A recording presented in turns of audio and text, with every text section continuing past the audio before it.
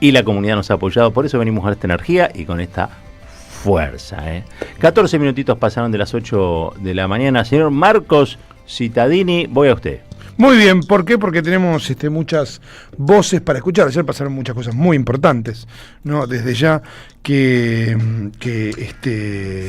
las hemos escuchado aquí a lo largo de toda la programación de la 530.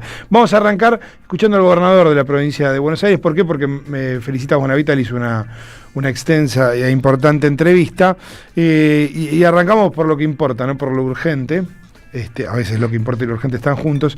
En este caso es Axel Kicillof recordando a Eve, aquí en la radio. Mira qué bonito. Buenos días, Roberto, Marcos y Florencia. Feliz día, Florencia. Ustedes saben, y es algo de lo que nunca hago alarde, pero la verdad que no puedo hablar de Eve porque se me corta la voz. Yo lo sé, tenían un vínculo muy cercano con Eve, yo lo sé y sí, lo recuerdo perfectamente. ¿Cuánta falta hace Eve, no? No, tremendo. A veces a mí me viene a la cabeza su ausencia, ¿no? Lo que diría Eve ante tal situación o tal otra, lo que... digamos, y lo que nos exigiría a todos, porque Eve era eso, era lo que hacía ella. Ordenaría enseguida, te digo, Funcionaba como una especie de referencia y de contralor, ¿no? En términos de posicionamiento, pero también de actitudes de todo tipo, ¿no? Así que la verdad que un ejemplo y bueno, y obviamente que se la extraña, pero también está viva. Por supuesto. Como te muestro, está viva, está presente. Muy bien. Ahí estaba entonces Axel Kicillof hablando con Felicitas. Como decía, la entrevista fue larga y habló de varios temas. Vamos a hacer como un anticipo de otras cosas que vamos a escuchar, pero para tener la narrativa del gobernador hablando de YPF, ¿no? Hoy, algo tan sensible, tan esencial, tan estratégico como YPF está bajo ataque de fondos buitres, de juzgados extranjeros, y quien tiene que defender a YPF, el patrimonio nacional, nuestra soberanía, quien tiene que defender, un activo estratégico de la Argentina, vaca muerta, porque YPF es el mayoritario en propiedad del terreno de vaca muerta, del acraje, de los acres de vaca muerta, como se dice en la jerga petrolera. YPF es el principal actor de vaca muerta, y quien tiene que defendernos es una persona que piensa, opina, siente, trabaja para que YPF se privatice, para que el Estado se destruya. YPF es el Estado, entonces el topo que quiere destruir el Estado, entre sus objetivos tiene YPF. Quiere privatizarlo todo, entre sus objetivos tiene YPF, y ahora es como que se le presenta una oportunidad con este juicio. Bien, ahí estaba el gobernador Kicillof. Ahora volvemos a YPF, no va a ser el único audio que hemos escuchado sobre el tema, pero escuchemos un último audio de Axel Kicillof hablando, de lo que va a estar pasando este fin de semana, de lo que está pasando durante estos días, que es la búsqueda de una unidad dentro del peronismo.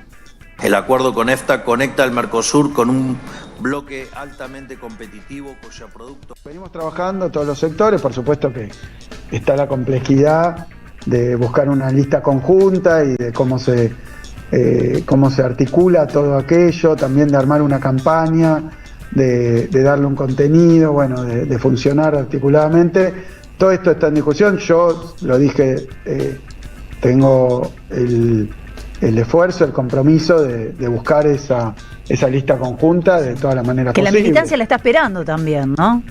Sí, por supuesto. Por supuesto, creo que todos los sectores están comprometidos, pero implica, obviamente, no es fácil, un trabajo de articulación. Bueno, allí estaba, en eso están.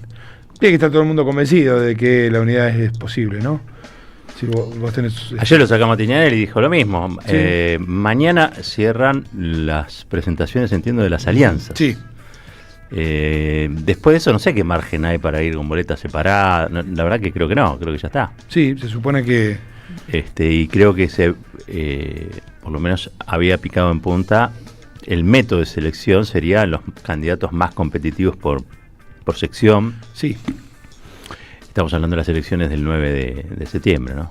Bueno, veremos qué ocurre. ¿Es un avance? Sí, es un avance. Hay algunos distritos que tienen algunos temas, porque obviamente no hay acuerdo y hay por ahí más de un dirigente que representa a distintos sectores. Entonces, bueno, ahí hay que ver cómo se resuelve. Creo que, bueno, lo que va a pasar en Merlo y va a tener que ver con eso, entiendo yo. Es un final abierto, me parece a mí, más allá de lo que diga cada protagonista. Bueno, ojalá que se lleve. El peronismo se tiene que juntar. Sí. Si no se junta competitivamente, la verdad, electoralmente, con la tendencia que hay en la actualidad, yo creo que el gobierno, que es todo lo desastroso que nosotros decimos habitualmente, está políticamente bien. ¿Tá? Porque todo lo que a nosotros nos afecta al votante de Milei es algo que refuerza, sobre todo al votante antiperonista, ¿no? A los sectores populares. Hay un trabajo muy bueno, pero muy bueno, de Artemio López y de Fraschini, que detecta que los que no van a votar, la baja concurrencia se da sobre todo en sectores populares.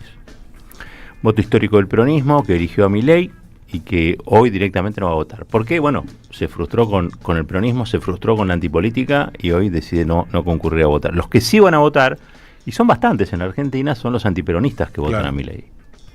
Entonces el peronismo, si no va en unidad, no tiene mucha chance de por lo menos competir.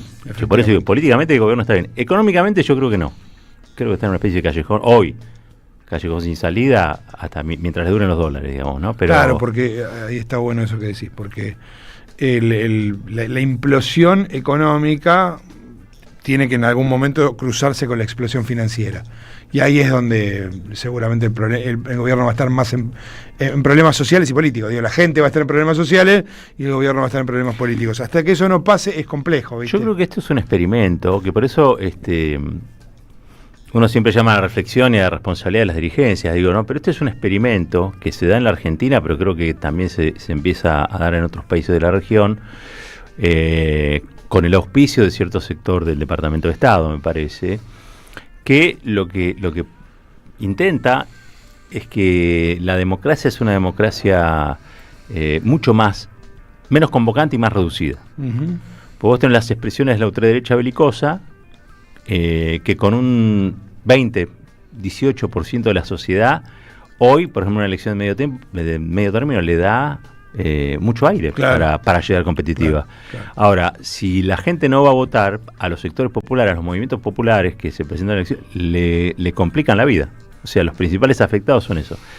El caso raro o extraño, en un punto se da en este ciclo lo que pasó en Rosario. Pero en Rosario también, el triunfo del peronismo ahí, de Juan Monteverde, se da en un contexto de baja participación, 50% de participación. Sí, con las demás ciudades importantes de Santa Fe también ganadas por el peronismo, todas con baja participación. Con baja participación. Sí. Si fuera más gente a votar, probablemente le hubiera ido mucho mejor. Igual la suma de todos los peronismos da 40%. Sí, victorioso. Sí. Ganó la arriba de 400.000 votos. Sí. Exacto. Efectivamente. Se lo escuché a Pedro Peretti y yo lo digo con el mismo énfasis. Totalmente. Lo deberíamos decir todos con el mismo énfasis. Vamos a escuchar el audio 6. Ahora sí, volvemos a YPF en unos minutos, volvemos a YPF porque hay 2 o 3 cosas para escuchar de estas que el gobernador anunciaba. Pero en el medio se produjo, por supuesto, el traspaso de la presidencia pro tempore del Mercosur de la Argentina a Brasil. Y hay un contrapunto que es interesante. Digo, afuera de la cumbre del Mercosur, el dato, por supuesto, fue la visita de Lula a Cristina, qué duda cabe. Ese es el dato político del día. Ahora, adentro de la cumbre del Mercosur también pasaban cosas, ¿no? La diferencia no solo estaba afuera, sino también adentro de la cumbre del Mercosur. Por eso lo compartimos con ustedes, un par de fragmentos de Javier Milei hablando del Mercosur y el contrapunto. Escuchen a Milei. Buscaremos acelerar la marcha hacia una apertura comercial más profunda y adecuada a la realidad de nuestros pueblos, la cual exige una mayor agilidad en los términos burocráticos. Hay que recordar que el costo de oportunidad por la pereza administrativa nunca lo paga el burócrata, sino el empresario y por extensión al trabajador. No puede existir empresas sin mercados y no puede existir trabajador sin empresa. El aislacionismo comercial redunda en menos y peor empleo para nuestros pueblos, en salarios deprimidos por la inactividad y en mercados cerrados por cotos de casas que la política diagrama en su propio beneficio y el de sus protegidos. Cada año que pasa sin mayor libertad comercial es un año en el que una empresa no puede crecer ni contratar gente, mientras que el funcionario de turno a cargo de gestionar estos acuerdos seguirá cobrando un sueldo. Debemos, en definitiva, dejar de pensar al Mercosur como un escudo que nos proteja del mundo y comenzar a pensarlo como una lanza que nos permita penetrar de forma efectiva en los mercados globales. Sería una gran alegría que dentro de unos años, cuando Argentina tenga nuevamente la oportunidad de presidir este bloque, nos encontremos en la recta final para lograr este conjunto de objetivos. Pero si esto no fuera posible y los socios del bloque prefirieran persistir en un camino que no nos ha resultado, entonces tendremos que insistir en flexibilizar las condiciones de sociedad que nos unen. Emprenderemos el camino de la libertad y lo haremos acompañados o solos, porque como ya he dicho, Argentina no puede esperar. Necesitamos más comercio, más actividad económica, más inversión y más trabajo de manera urgente. Y por eso necesitamos más libertad, también de manera urgente. Bueno, lo escucharon, ¿no? Ahora escuchen el mundo opuesto. El mundo real. El mundo opuesto, que es el de Lula da Silva. Por eso digo, adentro de la cumbre del Mercosur, donde generalmente no pasa nada, hay que decirlo, pasaron muchas cosas. Y Lula le contestaba de esta manera. Toda Sudamérica se ha convertido en un área de libre comercio basada en reglas claras y equilibradas. Estar en el Mercosur nos protege. Nuestro arancel externo común nos blinda contra guerras comerciales ajenas. La robustez de nuestra institucionalidad nos acredita ante el mundo como socios confiables. No es casualidad que un número cada vez mayor de países y bloques estén interesados en acercarse a nosotros. He constatado ese interés personalmente en los contactos que he mantenido con líderes de diversas regiones. Es necesario reactivar el foro empresarial del Mercosur y ofrecerle mayor apoyo a las pequeñas y medianas empresas. Podemos disminuir costos y reducir riesgos cambiarios utilizando nuestras propias monedas. Necesitamos un sistema de pago en monedas locales revitalizado y moderno que facilite transacciones digitales. Es importante ampliar mercados y diversificar alianzas. Por ello, celebro la conclusión de las negociaciones con la Asociación Europea de Libre Comercio. Estoy seguro de que hasta fines del año firmaremos los acuerdos con la Unión Europea y con la EFTA, creando una de las mayores áreas de libre comercio del mundo. Bien. Ahí estaba entonces con el anuncio también del acuerdo con la EFTA. Como les decía, la noticia del día en términos políticos no es la cumbre del Mercosur, sino la visita de Luis Ignacio Lula da Silva a Cristina Kirchner, ¿no? Con sendos tweets o saludos de uno y de otro, ¿no? Claro. Evento político realmente rutilante, diría yo. Definitivamente, sí, claro. Que cumple con, si vos querés, con toda la norma de lo que se buscaba en la difusión de la injusta persecución a Cristina Kirchner. La injusta detención en función de la persecución contra Cristina Kirchner, ¿no? Contrasta con el encuentro del presidente Milei con Yamandu Orsi, el presidente del Uruguay, que no fue a visitar a Cristina. No. ¿Querés escucharlo a Yamandu Orsi? Explica por qué no fue a visitar a Cristina. Bueno, dice lo siguiente en el audio 15. Uruguay enfrenta una necesidad estructural de mayor apertura al mundo. Nuestra dimensión económica y características productivas hacen imprescindible la ampliación y diversificación de nuestros mercados. ¿Cuál es su visión sobre la detención de Cristina y si pensó ir a visitarla en algún momento? No he pensado eso, no lo tengo, por ahora no está en mis planes y por supuesto, lo dije una y otra vez, no me puedo inmiscuir, no es conveniente, no ayuda a nadie que yo me meta en temas de otros países. Lo que sí son señales que en América Latina están, que es el tema del cuidado de las instituciones y aquello de la judicialización de la política, la politización de la justicia, que todos debemos siempre tener sobre la mesa para que no nos pasen de repente eso de la pérdida de credibilidad de un sector político o de otro hacia instituciones que son fundamentales para la democracia. Bueno, ahí estaba entonces Yamandu Orsi con una postura distinta. Lo primero que escuchamos fue el discurso. ¿Vos le entendiste la postura? No. Es como una tibia. ¿Tibia? No sé. Yo te pregunté si vos entendiste la postura. No, lo que digo es que lo primero que escuchábamos era del discurso en la cumbre del Mercosur, y lo otro era una entrevista que le hacía a nuestro colega Lautaro Maislin. ¿Por qué una cosa y la otra, son compatibles? Bueno, básicamente porque es esa posición intermedia, ¿no? El discurso de la cumbre no difiere muchísimo de uno de la calle Pou. Hay que decirlo. Uno entiende por qué también, porque la discusión acerca de las asimetrías o la denuncia de las asimetrías viene desde hace mucho tiempo, desde Paraguay y desde Uruguay. De hecho, nosotros vivimos como una gesta lo que sucedió en 2005 en Mar del Plata, y lo fue, obviamente, pero recordemos que eso también fue para conjurar un intento de Uruguay de avanzar en un tratado de libre comercio con los Estados Unidos. El no al ALCA sí. Tenía una previa, y esa previa tenía a Uruguay como protagonista, no a Yamandu Orsi, que era muy joven, sino a Tabaré Vázquez en ese momento. Tabaré Vázquez, sí. Para que no olvidemos. Pero bueno, por contraste te decía que el encuentro entre Lula y Cristina y Lula, creo que le ha dado la temperatura política a este encuentro del Mercosur aquí, ¿no? Porque en el Mercosur, quien fuera 2 veces presidente de la Argentina y que hizo mucho por este bloque, muchísimo por este bloque, está injustamente detenida. Yo creo que era obligación de los presidentes populares de la región solidarizarse y participar y venir a visitar. Creo que Lula estuvo... Yo voy a decir algo, ayer lo escuchaba, cuando Lula estuvo preso, Cristina no fue a verlo. No. ¿Está? No fue. Quizá no quiso opacar a Alberto Fernández, que sí fue. No lo sé. Pero conociendo a la Cristina, probablemente dijo, va el presidente, no tiene por qué ir a la vicepresidenta. Sí. Pero se la jugó Lula, ¿eh? Sí. Quiero decirte que... Lula es el presidente de una alianza, y en esa alianza el Plan Alto, por ejemplo, le desaconsejaba la visita. Sí, sé por la previa y sé por la visita, el tiempo que duró la visita, no la visita al departamento de Cristina, que fue una hora más o menos, sino toda la visita de Lula, que la tensión fue muy grande. Imagino. No es que para Lula fue gratis.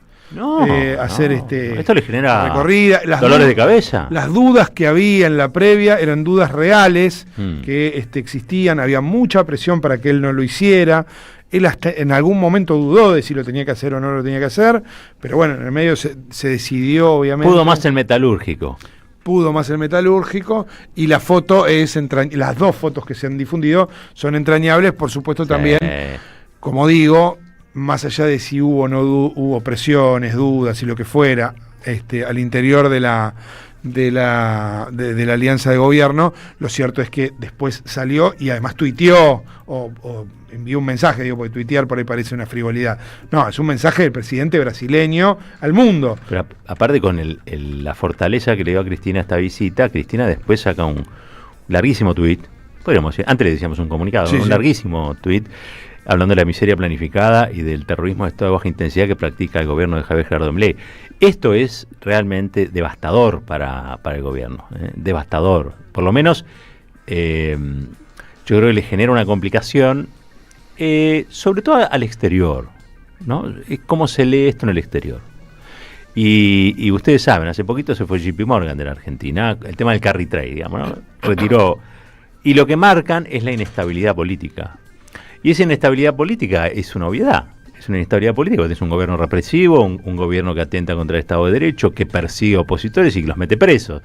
Eso, que acá es leído como una garantía para el mercado, visto con cierta distancia, es un papelón para el gobierno. Y genera un mal clima para inversiones, es un papelón. Que venga el presidente de la mayor economía latinoamericana a visitar a Cristina Kirchner. Recordemos que el gobierno de Brasil vive en la segunda mitad del siglo XXI. Claro.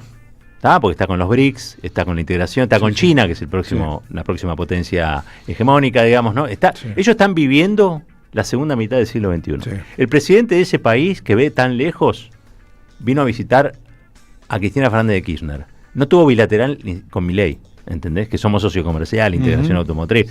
Tuvo una bilateral con Cristina Kirchner. Porque visto desde afuera, yo creo que lo único que se ve más o menos cierto en la Argentina es a Cristina.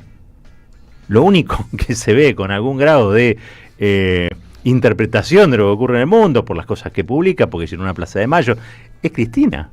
¿No? Digo, todos ven lo que quizá Milei no vea tanto, sí. Y es su grado anecdótico en esta película. Sí. No lo ve solo Rosati, Rosenkrantz y Lorenzetti, también lo ve a Lula le dijeron Xi ayer. Jinping y Putin, por ejemplo. Lula preguntó, ¿cuántos son los ministros de la Corte? 3 le dijeron. 3, dijo Lula. Sí. 3, dijo Lula. Mi amistad con Cristina es de larga data y va mucho más allá de la relación institucional, es el cariño y el amor de amigos, colegas en el ámbito político y en los ideales de justicia social y lucha contra la desigualdad. Como vos decías, un extenso tuit, un tuit de varios párrafos por lo menos. El de Lula. El de Lula, efectivamente, que celebraba, después de, insisto, mucha presión y de visitarla, Lula salió y tuiteó. En el medio, por ejemplo, había una nota arreglada, sé que había una entrevista que prefirió no hacer. Lula. Sí. Es que me parece que corresponde, porque esto es para hacerlo en su justa medida y armoniosamente. Cualquier exceso claro. Le daba chances al gobierno de sacar un discurso fraudulentamente patriótico, vamos a decir, xenófobo, diciendo, no, los brasileños, y te empiezan a discutir fútbol, porque son así, ¿entendés? Entonces, yo creo que Lula, un gran estratega, con la viveza del metalúrgico también, dijo, voy, no hagamos tanta declaración, después escribimos algo tranquilito, lo pensamos, lo que vamos a decir, metamos una foto, Cristina. Y Cristina le haber dicho, ¿te parece? Sí, dale. Metamos ¿dónde? Acá, donde están los libros, en la biblioteca, ahí metemos la foto juntos, nos sonreímos y miramos el futuro, porque el que vino aquí es nada más y nada menos que una nación que está mirando al futuro. No Milei, que nos deposita en el siglo XIX. Lula, que está viviendo ya en la segunda mitad del siglo XXI. Eso es lo que creo que transmitieron ayer. Una fuerza, una potencia, dos estadistas de la que ya no quedan muchos, hoy. Aquí estén otros por producirse. Pero hoy, si hay algo que queda del no al ALCA, claro, lo vimos ayer ahí, ¿no? Sí, efectivamente. Que Cristina tuiteó también, por supuesto. Su visita fue mucho más que un gesto personal, fue un acto político de solidaridad. Y bueno, sí. y por supuesto fue ahí también un extenso tuit hablando de la deriva autoritaria, ¿no?, del gobierno. Vamos a estar en los audios que nos quedan, obviamente, hablando también de eso. ¿Nos quedan audios? Sí, nos quedan audios, porque este es muy importante. Préstenle mucha atención a los dos que vienen. Porque a mí me parece que hay que escuchar a quienes están pensando el modo en el que la Argentina se va a presentar en el mundo. Este es Gerardo Wertheim, el canciller de nuestro país. Si hace un rato escuchábamos, y la podemos leer a Cristina, pero también escuchábamos a Axel Kicillof, en esto están completamente de acuerdo, hablando de quienes tienen que defender a YPF, la quieren privatizar, capaz que lo dicen por algo como esto que dijo Wertheim. La estatización de YPF estuvo muy mal. Y hoy estamos pagando las consecuencias. ¿Y quiénes le están pagando? La estamos pagando todos los argentinos, no el gobierno. Totalmente. Es un problema de todos nosotros. Pero volviendo a su pregunta, le voy a responder con un hecho porque me gusta ser fáctico. Acabamos de venir de Roma de firmar un convenio entre YPF y el ENI por $100 billones para la exportación de gas natural licuado. Bueno, ahí estaba. Para que se entienda. No entendí bien. Bueno, pero te juro que los fondos buitres sí lo entendieron. Porque dicen, pero este muchacho, que es el canciller de la Argentina, nos está dando la razón. Yo voy con esta declaración, con la del presidente, y me presento en el tribunal y digo, pero si los argentinos están de acuerdo con nosotros, que está todo mal, que nos paguen. Ahora entendí. Y sí. Bueno, ahora la pregunta ¿es solo torpeza ideológica o hay negocios por detrás?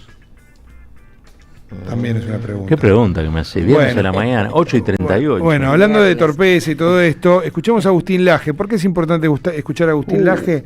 Yo sé que del otro lado dicen, pero la pucha, mirá lo que me somete. Es las cosas que nos hace este pibe.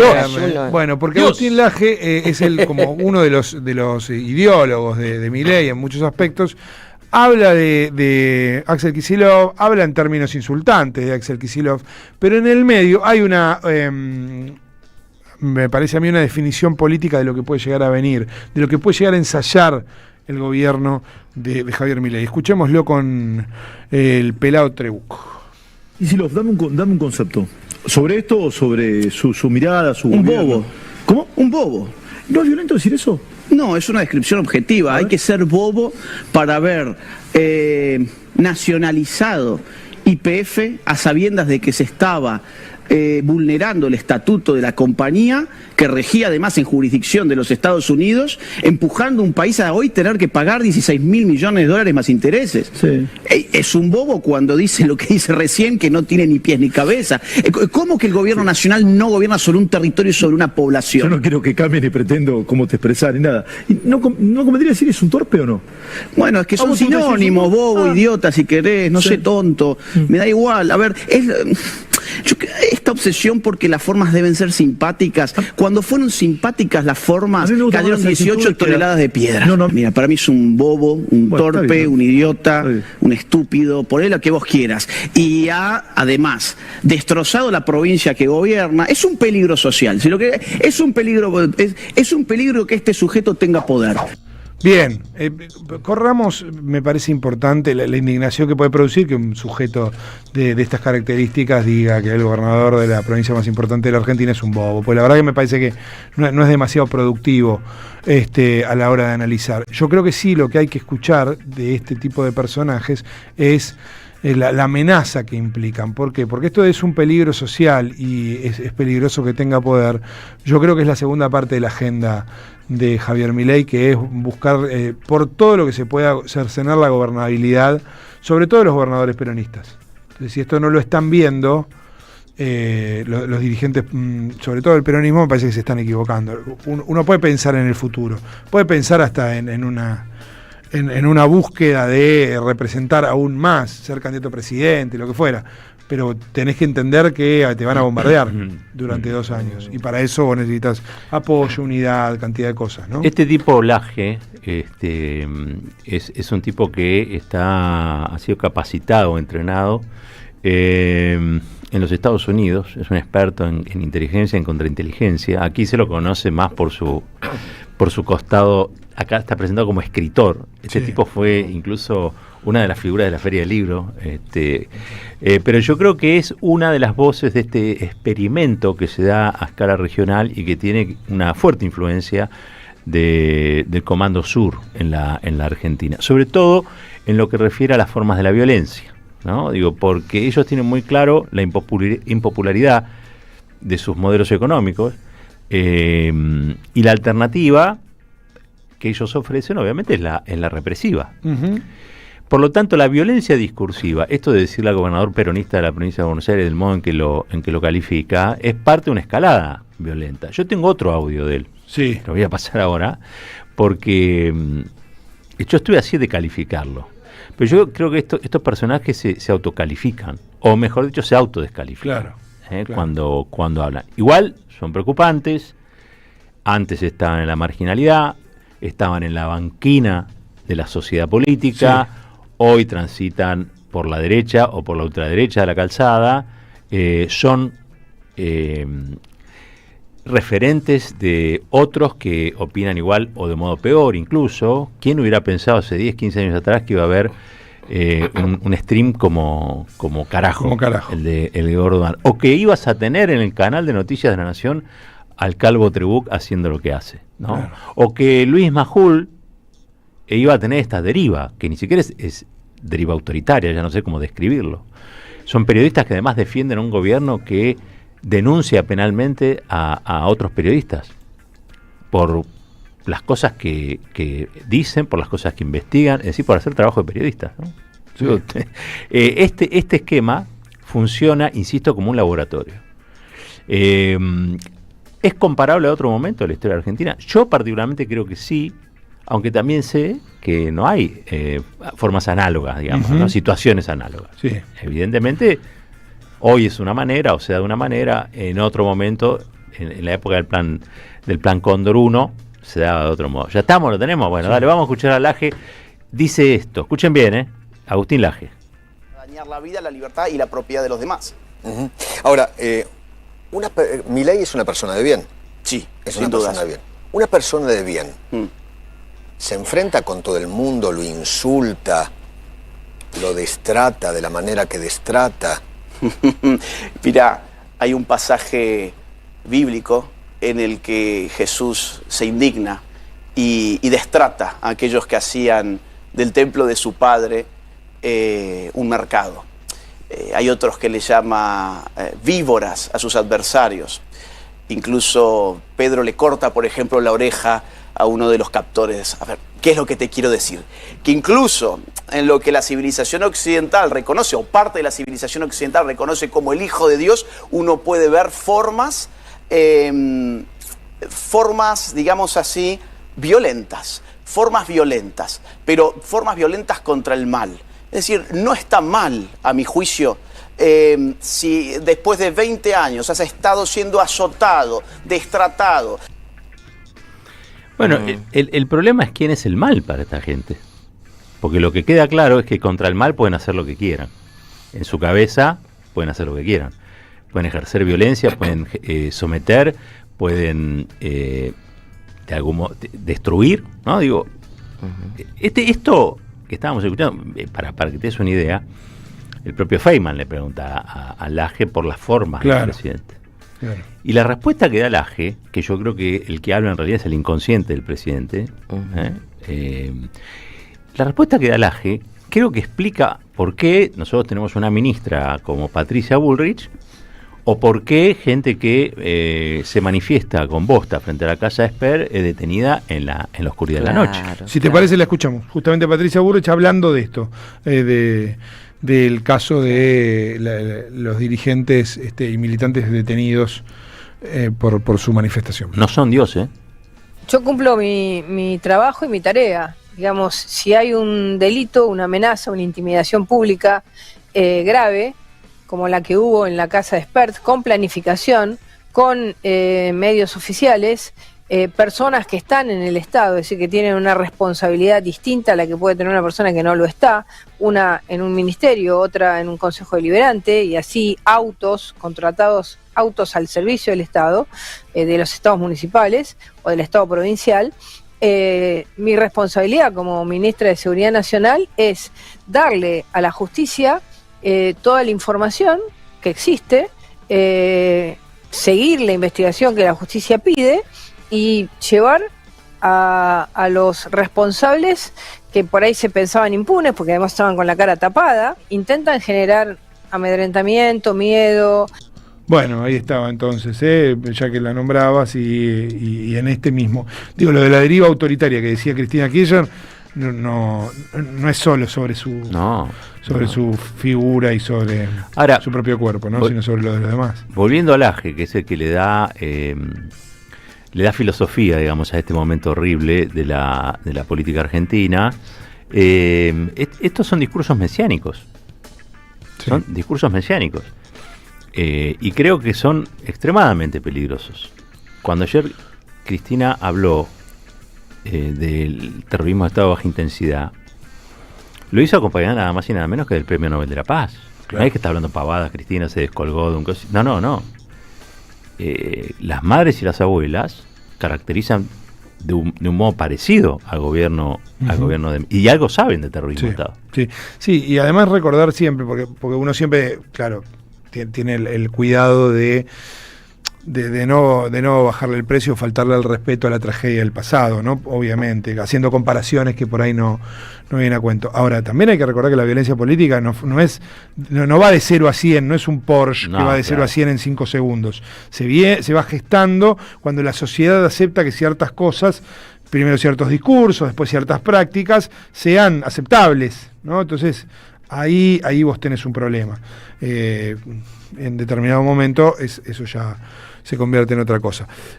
Por eso queríamos cerrar con esto, porque no todo está tampoco en el ámbito ni de la seguridad, ni de los discursos violentos, ni de las prácticas violentas fuera de contexto, sino por supuesto que la falta de gas en Mar del Plata es parte de esto, y también la disolución de vialidad la información es que el gobierno disolvería por decreto la Dirección Nacional de Vialidad, entre otras cosas, la CNRT, la Agencia Nacional de Seguridad Vial, la Comisión Nacional de Transporte y bueno, todo lo que está vinculado a la cuestión vial.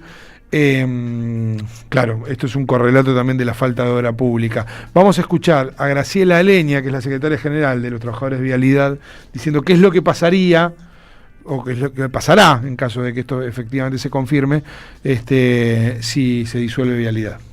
Esto tiene que ser un problema que también intervenga nuestra sociedad, ¿no? Porque esto va a producir una incomunicación total entre los pueblos, o sea, para lo que se fundó Vialidad, que fue la conectividad de los pueblos, todo esto se pierde.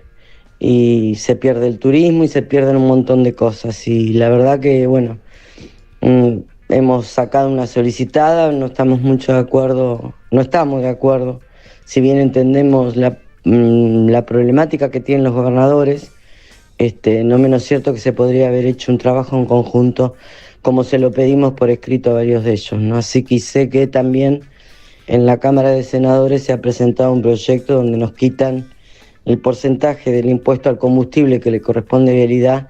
En ese proyecto lo pasan a la provincia, así que es lamentable, tristísimo, y esto es el sálvese quien pueda, ¿no? Caballero de Día, en AM 530. Construimos comunidad. Buscamos